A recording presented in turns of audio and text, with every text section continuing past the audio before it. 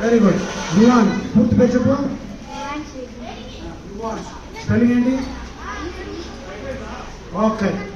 ఇప్పుడు మనకి యువాన్షు మొత్తం చెప్తాడు, చూద్దాం యువాన్షు ఎంత బాగా చెప్తాడు.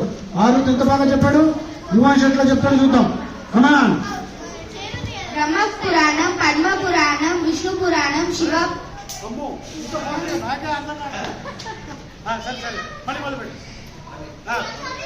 బ్రహ్మ పురాణం, పద్మ పురాణం, విష్ణు పురాణం, శివ పురాణం, భగవత పురాణం, నారద పురాణం, మార్కండేయ పురాణం, అగ్ని పురాణం, భవిష్యత్ పురాణం, బ్రహ్మ వైవర్త పురాణం, లింగ పురాణం, వరహ పురాణం, స్కంద పురాణం, వామన పురాణం, పురాణం,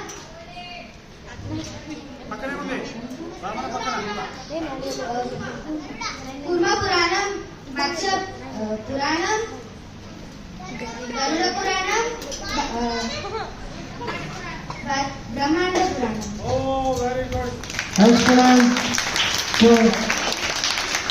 మధ్యలో కొంచెం బ్రేక్స్ ఇచ్చారు కాబట్టి ఒక్క నిమిషంలో